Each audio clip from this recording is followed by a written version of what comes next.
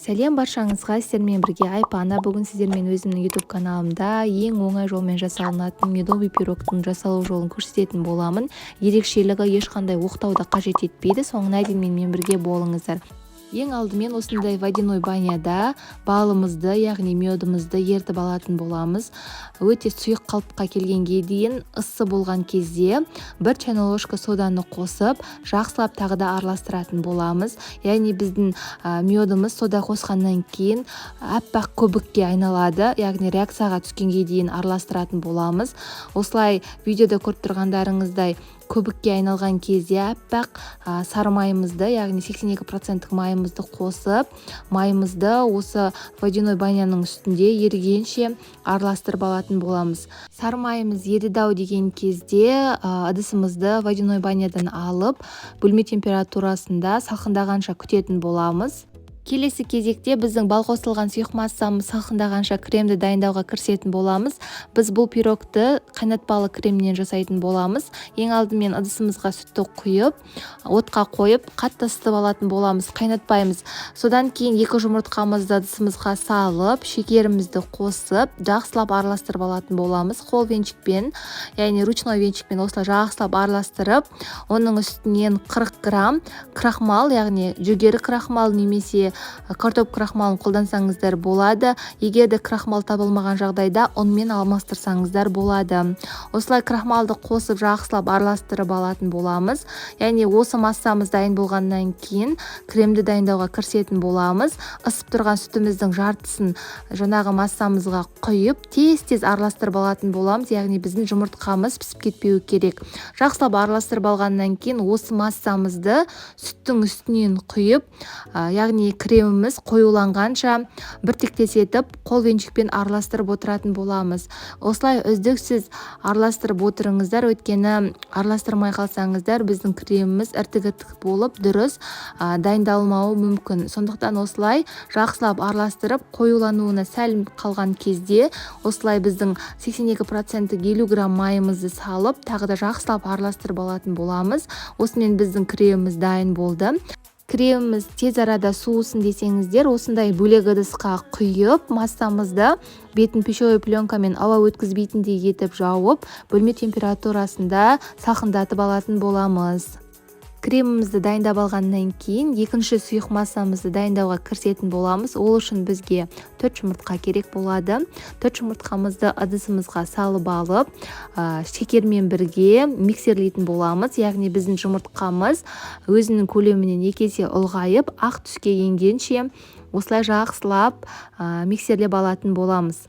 Осылай миксерлеп алғаннан кейін жұмыртқамызды жаңағы алдын ала дайындап қойған балды сұйық массамызды қосып, осы сұйық массаға тағы да бірнеше қайтара миксерлеп алатын боламыз. Миксерлеп алғаннан кейін барып, алдын ала елекке салынған ұнымызды осы сұйық массамыздың үстінен електен өткізе отырып, қамырын жасауға кірісетін боламыз. Електен барлық ұнымызды өткізіп алғаннан кейін осылай миксермен бірнеше қайтара араластырып жүретін боламыз, бір тектес болуы үшін. Осылай бір тектес болғаннан кейін лопатканың көмегімен жан-жағындағылардың барлығын жинап, тағы да бірнеше қайтара араластырып аламыз. Әрі қарай дайын болған массамызды 4 пергаментный бумаганы жайып алып, қасықпен теңдей бөлікке бөліп шығатын боламыз. Яғни осы массамыздан бізде 4 кор шығу керек пісіп. Осылай тегістеп жағып шыққаннан кейін қызып тұрған 200 градус пеште корждарымызды пісіріп алатын боламыз. Яғни 5-7 минут көлемінде пісетін болады. Міндетті түрде бақылап тұрыңыздар, одан артық қалып кетсе күйіп кетуі мүмкін. Осылай тегістеп жағып алғаннан кейін табамызға орналастырып пешімізге жіберетін боламыз. Көрермендерім, керекті қоспамыздың барлығын мен описание бөліміне қалдыратын боламын. Міндетті түрде сол жаққа өтіп, қарап пісірулеріңізге кеңес беремін. Корждарымыз осылай пісіп шыққаннан кейін өзімізге керекті формаға кесіп, жан-жағындағы бөліктерін алып қоятын боламыз. Яғни бізге жан-жағындағы бөліктері қазір керек болады алдағы уақыттарда. Яғни біз пирогымыздың үстіне жан-жағына оны ұнтақтап алып, сеуіп шығатын боламыз. Осылай 4-5 етіп формаға келтіріп алғаннан кейін осы бірінші кесілген бөлікті қалған бөліктердің үстінен қойып, яғни размерін туралап кесіп алсаңыздар да болады. Кождарымыздың барлығын бірдей етіп формаға кесіп алғаннан кейін, яғни біздің медовый пирогымызды жинауға кірісетін боламыз. Жинауға кіріспес бұрын алдын ала суытып қойған кремімізді бетіндегі пищевой пленкасын алып, қолвенчикпен жақсылап араластырып, бір тектес масса етіп алатын боламыз. Ендігі кезекте кождарымызды жинайтын боламыз. Осындай кондитерлік дүкендерде арнайы подложкалар сатылады. Соның үстінен кождарымызды орналастырып, кремімізді 4-5 қасықтан салып отырып, тегіс етіп жағып, кождарымызды бір-бірінің үстіне орналастырып жинайтын боламыз. Яғни бізге осы крем жеткілікті болады. Дәл осылай тегіс етіп жағып шықсаңыздар, кремдеріңіз кождарға жақсы сіңіп, пирогтарыңыз өте жұмсақ болып шығатын болады. Дәл осылай 4-ші кожды орналастырып алғаннан кейін кремімізді жағып шығамыз. Жан-жағының барлығына және де алдын ала жанынан кесіп алынған кожымызды осылай ұнтақтап пирогымыздың үстінен бір тектес етіп сеуіп шығатын боламыз. Бір тегіс етіп сеуіп алғаннан кейін біздің пирожныйымыз дайын болып қалды.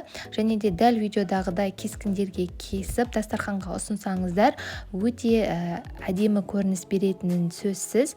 Дәл осылай ұзыннан 4-ге және де енінен осылай 5 бөлікке бөлетін боламын. Яғни бізде мини-мини медовый пирожныйлар дайын болып шығады. Және де дайын болған пирожныйымыздың үстінен осылай қатырылған кез келген ягодыларды орналастырып, әсемдеп, яғни біздің дастарханымызға ұсынсаңыздар болады. Өте дәмді, сөзсіз барлығының көңілінен шығатын пирожный дайын болады. Міндетті түрде жасап көріңіздер. Сіздермен бірге болған Айпана, назарларыңызға рахмет. Менің видеомды бағалап, менің каналыма тіркеліп, қоңыраушаны басып, достарыңызға бөлісуді сұраймын. Және де қазақша контенттің дамуына бірге атсалысайық.